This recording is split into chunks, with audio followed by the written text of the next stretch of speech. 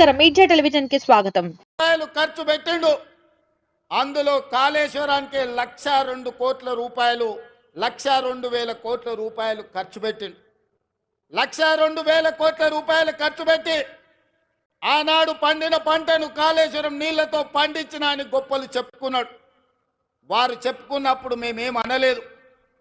కానీ వారు కట్టిన ప్రాజెక్టులు సుందిల్ల కావచ్చు, మేడిగడ్డ కావచ్చు, అన్నారం కావచ్చు, ఈ బ్రిడ్జ్లు బారేజులు కుప్పగూలిపోయి చుక్క నీరు లిఫ్టులు చెయ్యకపోయినా ఈనాడు కాంగ్రెస్ పార్టీ అధికారంలోకి వచ్చిన తర్వాత కాంగ్రెస్ పార్టీ కట్టిన ప్రాజెక్టులు అది జూరాల కావచ్చు, శ్రీశైలం కావచ్చు, నాగార్జున సాగర్ కావచ్చు, నెట్టంపాడు కావచ్చు, కోయిల్ సాగర్ కావచ్చు, శ్రీరామ్ సాగర్ కావచ్చు, మంజిరా కావచ్చు, లేకపోతే శ్రీపాద ఎల్లంపల్లి కావచ్చు, ఇందిరా సాగర్ కావచ్చు, సీతారామ సాగర్ కావచ్చు, ఈ ప్రాజెక్టులన్నీ ఆనాడు కాంగ్రెస్ పార్టీ కట్టి ఆ ప్రాజెక్టుల ద్వారా నీళ్లు ఇచ్చి వరుణుడు కర్ణిస్తే ఈ సంవత్సరం కాళేశ్వరం లేకపోయినా చుక్క నీరు ఇవ్వకపోయినా 1,53,00,000 మెట్రిక్ టన్నులు చరిత్రలోనే స్వతంత్రం వచ్చినప్పటి నుంచి ఈనాటి వరకు 75 సంవత్సరాలలో ఏ రాష్ట్రం ఉత్పత్తి చేయనంత ఉమ్మడి రాష్ట్రం 23 జిల్లాలు,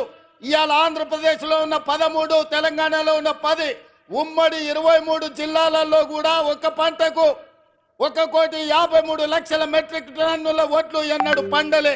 మరి ఇవాళ తెలంగాణ రాష్ట్రంలో ప్రజాపాలనలో మన ప్రభుత్వంలో ఒక పంటకు 66 లక్షల ఎకరాలలో 1,53,00,000 మెట్రిక్ టన్నుల వడ్లు పండించి పోతల్ని మనం పూర్తి చెయ్యాలనుకుంటున్నాం.